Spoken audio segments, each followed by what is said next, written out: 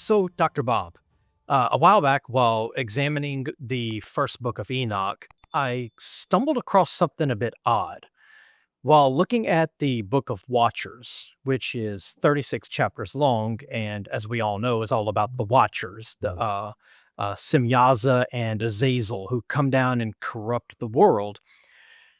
If we look at that, chapter 6 through 10 talk about the Watchers and their corruption of the world. And then chapters 12 to 16 talk about their fate. The other 26 chapters don't say anything about Simyaza or Azazel.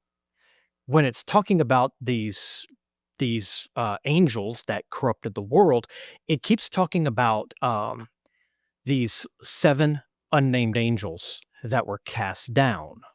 Now, according to the stories of Azazel and Simyaza, they weren't cast down; they came down of their own accord to either breed with human women or to distribute forbidden knowledge.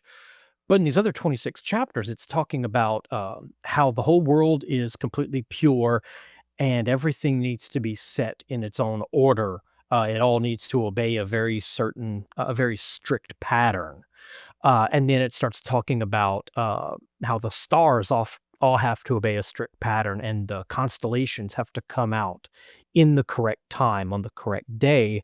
And then it talks about these 7 stars that transgressed their appointed order. Do you think it's possible that the Simyaza and Azazel stories that seem to only pop up in about 10 chapters out of the 36 are later additions to an older tradition that's more about these 7 unnamed angels that corrupt the purified universe and disrupt the natural order? Do you think something like that is possible? Easily. I mean, these books of the Bible and similar ones tend to, again, do the Knave's topical Bible thing. If it's on the same subject and it's not anywhere else, let's preserve it by sticking it in at an appropriate place, even if it contradicts the original. Like my favorite example might be when Jesus and the disciples coming down from the Mount of Transfiguration, and they've just seen Elijah, and the disciples say, "Well, then why do the scribes say that Elijah must come first?" And he says, "Well, if you're willing to accept it, that's John the Baptist." Well, wait a minute, Strauss pointed out, what you have here is the juxtaposition of 2 rival, mutually exclusionary apologetics trying to rebut the non-Christian claim that, look, if this Jesus were the Messiah, where the hell was Elijah? I mean, everybody knows he's supposed to precede the coming of the Messiah. Well, not everybody thought that, but it was a common thing. So one of the standard answers they gave was, well, he did, but you didn't recognize him because it was really John the Baptist. It was a figurative fulfillment. Well, it sounds kind of reasonable, but apparently that didn't work too well. And so they moved to another one where they said, oh, Elijah himself did return. I'm afraid you weren't there to see it, though, and that's tough luck. That didn't work too well either, but at least that was an attempt to satisfy the objection. Well, it can't be both. I mean, one negates the other, but Mark just decided to put them both in. That's the topic being discussed, or fasting, in chapter 2, I guess it is, where we have 2 different explanations for why Jesus' disciples don't fast, and they're simply thrown in together without any transition.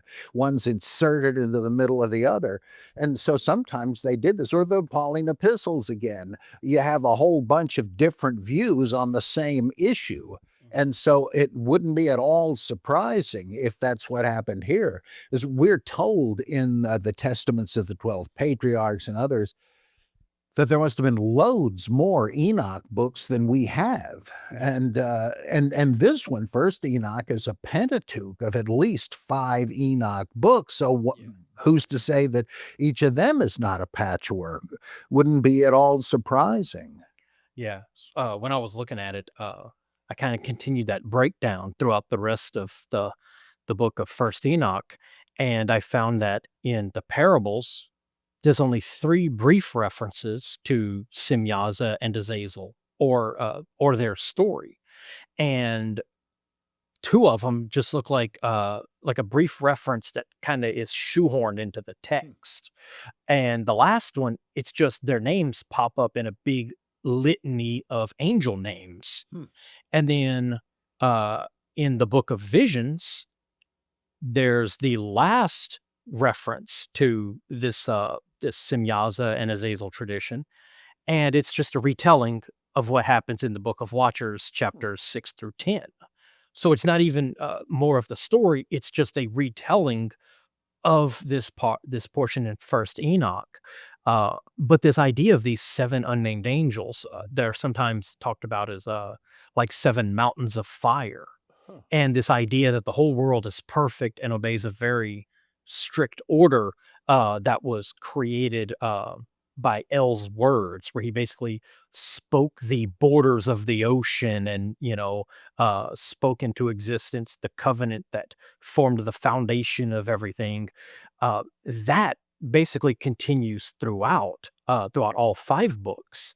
Something I did was I took those 3 little sections that mentioned Azazel and Simyaza, and I removed them. And out of a printout of First Enoch that turned out to be about that thick, all the material that references Simyaza, Azazel, or their stories, it all fit on like 4 pages. Huh. And I was like, which kind of confused me because I thought that, like originally, I thought that that's what Enoch Oh. was about Simyaza and Azazel.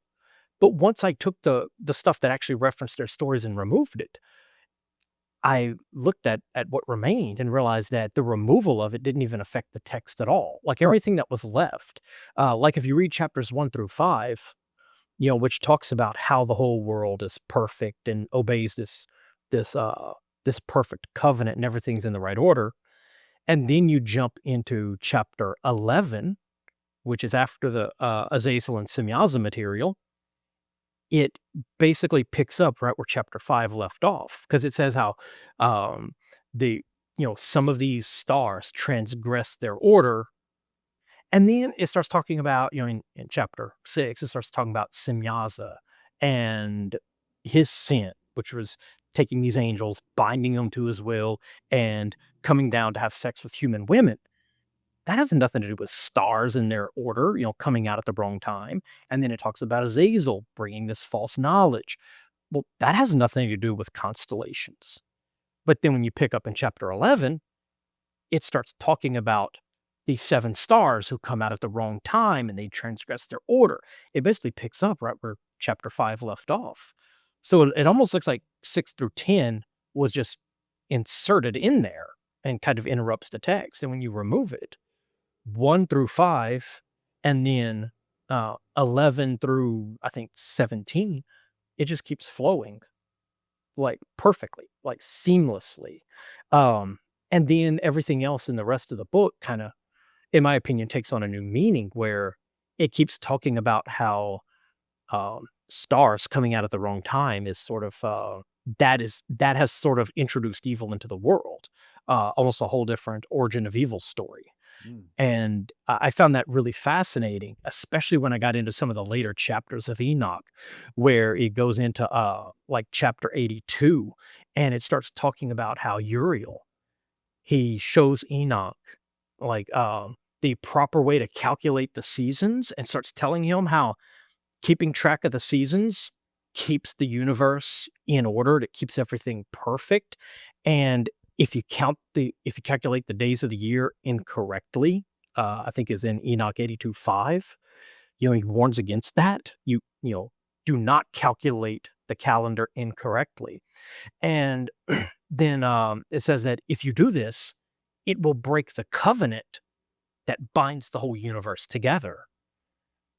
And so it's like once you remove Semyaza and Azazel, it looks like the origin of evil, according to the rest of Enoch, is almost like an improper calculation of the calendar.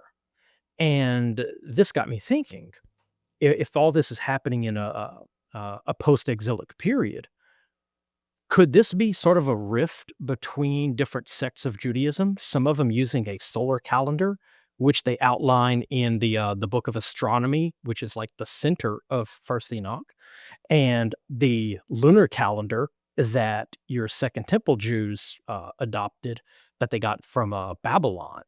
And it, I don't know, it's kind of hard to explain, but it seems like there's a great deal of importance, including the inclusion of an entire book dedicated to calculating based on a solar calendar in a text that is full of information about why it's important to maintain a very set calendar to preserve the perfect creation. And it warns against, violating that calendar, and how doing so would cause basically a corruption of the natural world. And so I guess I'm wondering, like, do you think there's anything to that? Could there be a sort of calendar dispute Oh, yeah, going we on know there here? was big time. And could that be part of I guess, part of their origin of evil in this particular setting, or at least blaming another group that uses a lunar calendar as being the originators of evil, or of essentially introducing corruption into their world? Well, we know there were these disputes, which is why they bother saying Enoch was around for 365 years and so forth. And we know from the Dead Sea Scrolls that they thought the fact that the mainstream official Judaism had the wrong calendar, that everything was being screwed up. And that could even reflect on the idea of the angels tempting women into sexual violations, because the Qumran people accused even the Pharisees of being adulterers and so forth, because of the way they delineated the calendar, which resulted in breaking what they considered to be the rules for like not having sex during the period and so forth.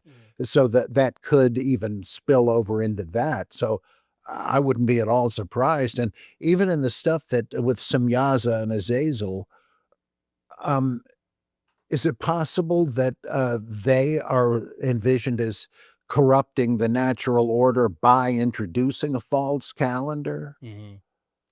Yeah. And The seven mountains, could that be yeah, intercalary week? yeah, and that could be another thing of it. But I think I found something else with the seven mountains or the seven stars. Mm. So in let's see, yeah, so in 1 Enoch 82:5, it says that it warns against men who calculate the year incorrectly. And it says that a sign of this in 1 Enoch 18:14 will be seven stars coming out at the wrong time of the year. Mm. Now, this sounds to me about a constellation appearing in the wrong month. Right. Okay. And it says that this will break the covenant. And Mm. they state elsewhere that the covenant basically binds everything together. It prevents another great flood.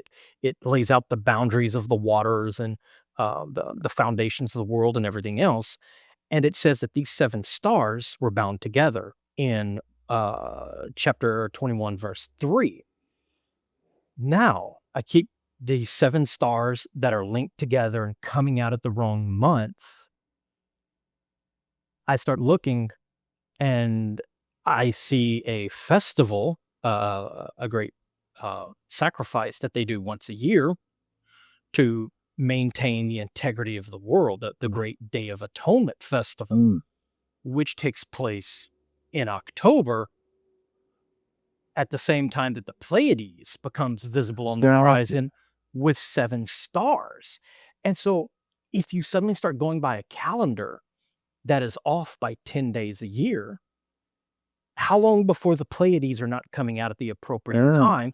And if your belief is to perform this certain ritual at the precise time each year, and you can't do that anymore because your calendar is wrong, Right. and the stars that help you calculate this, to help you indicate this based on your solar calendar you're supposed to use, not this wretched Babylonian calendar made by those heathens over there. Mm. If you're doing that, then suddenly you're getting the date wrong. And if you're getting the date wrong, are you really going to maintain the covenant? Mm. And then it tells us that the result of this is all of these horrible things that are going to happen. The world's going to flood, and there will be fire and everything else, and everyone's going to die. And so basically, I kind of just kept following this and wondering, was improper calculation of the calendar and the Day of Atonement as being calculated by watching the Pleiades arise on the horizon each year to help remind them of when to make this sacrifice, this ritual, and being unable to properly do that, at the right time. And we even see that in Exodus. What's Exodus 34, when we get our second set of 10 commandments? It keep in their top 10 list of things to do. It's like, maintain your rituals at the right time of year. And it keeps stressing this, that someone thought that was important. Right. If you say, hey, what's your top 10 most moral things to do? I would think that, don't murder somebody unless they're mowing grass on the Sabbath. Hey, don't steal from your neighbor, stuff like that. But instead we get things like, make sure you do this celebration at the right time. This was of utmost importance to at least some groups of Jews. And so it makes me wonder, like, does Enoch kind of stem from a basically a calendar dispute, and what it meant for the, their, like, what that implied for the fate of the universe, basically. If we don't do it right, will that break the world? Yeah, I bet that is right, and that would tie into apocalyptic predictions. I told you this is what's going to happen.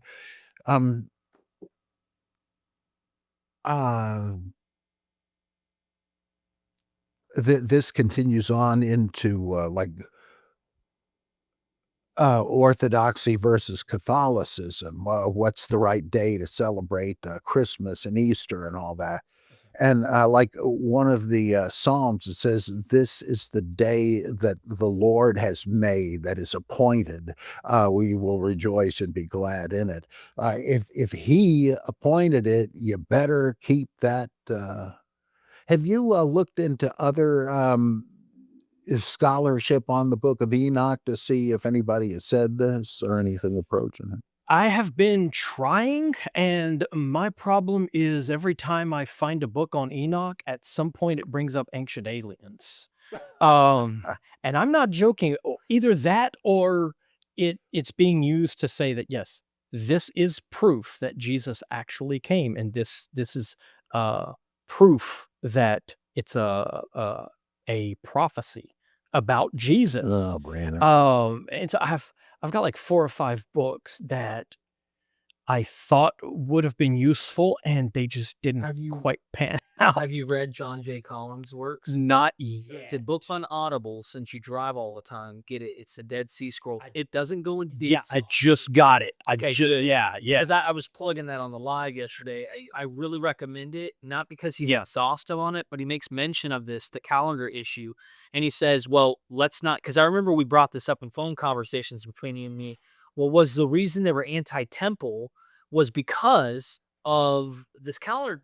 Calendar. Yeah, you're doing everything wrong in it. Right. Now, John J. Collins says, yes, they backed up, but they weren't like against the temple itself. They were against the priesthood that was trying to keep these rituals. So there is something there, and John J. Collins says that. However, they weren't anti-temple, like, I'm taking the temple down. Whereas we jump to a conclusion to say, was Jesus anti-temple? And part of this mascaline, or these whatever the Yeah. term is for the wise ones, and Daniel and whatnot. Like, are they the same people? And is Jesus in this tradition saying, "Down with the temple, I'm tearing it down"? Yeah. Why? Because they kept the calendar wrong.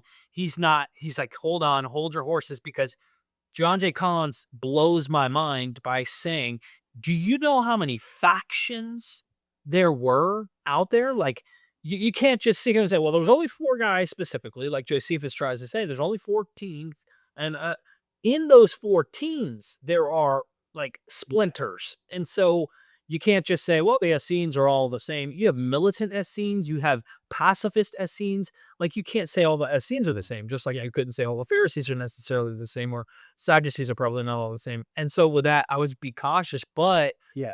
I'm going to have him on April the 2nd. Oh, fact. And maybe in our apocalypticism discussion, Enoch should come up briefly in some way, and maybe I can ask him more about it. Oh, fantastic. Yeah, because by reading Enoch, it gives me the impression that they are convinced that the people in charge of the temple have got to go. Yeah. The temple seems extremely important, and Margaret Barker has Uh, books on this.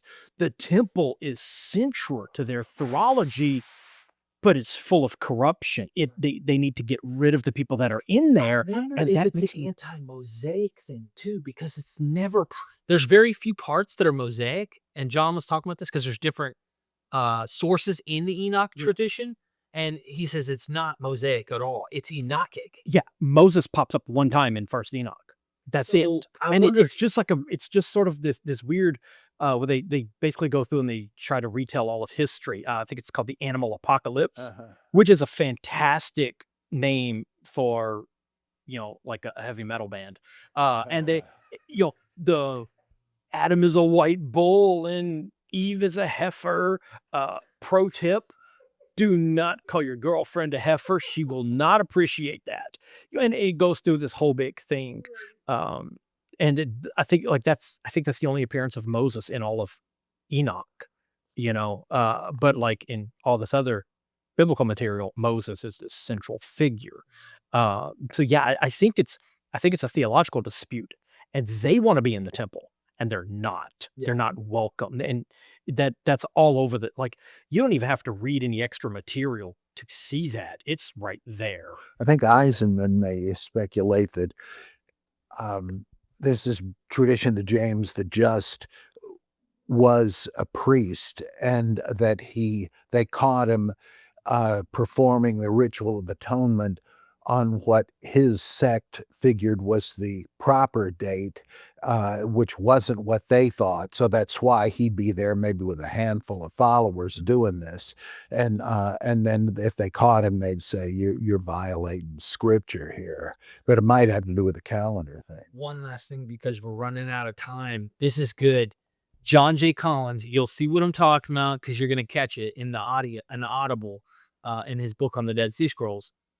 1st, 2nd century BC, these factions, the Pharisees that were around, they weren't just like disputing differences. There were real battles, like fighting, killing each other over these differences and stuff. I don't know about those differences, but John J. Collins briefly, I remember him saying this while I was listening to the Dead Sea Scroll lecture he gave. And he said that there were sects of Judaism that were literally like, they were killing off each other, fighting each other for religious purposes. So this is prior to the 1st century. Like, we see it happen with, and if you see that, then you could see how stuff like persecution could take place. And of course, we know Candida Moss talks about the myth of persecution. However, if James is actually being persecuted for religious reasons in Josephus, then it's not completely mythology to assume Jewish sects were willing to kill off each other. It kind of cast a new light on what if these continuous messianic movements were constantly at war with one another over the capital truth. I don't know. Something to think about. Yeah. Okay, so this makes me happy, because that means that, because I did an entire episode about the Enochic calendar and its potential for disruption, and so having that vindicated makes me happy. It's at least plausible. So I'm not a conspiracy theorist, at least maybe not. There's some book about Enochic Judaism by can't think of the guy's name. I was on a panel with him once. Not Bertolucci, but some name that sounds kind of like that. You with those names. Oh, boy.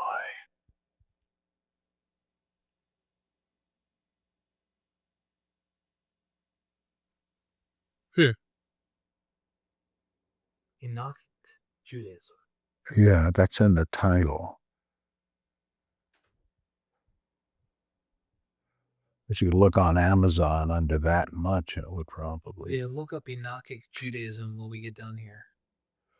Barbara Thiering also is big on calendar stuff. She has a phenomenal knowledge of the different calendars and the trouble they caused.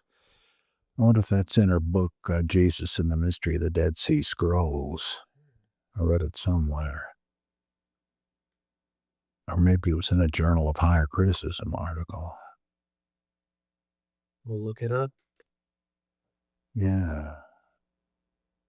Ladies and gentlemen, I hope you enjoyed the podcast. Hit that like button, share this with a friend, and join our Patreons. It helps us grow. It really does. There's also one-time donation options. Just go down in the description. You'll see what I mean. Love you guys.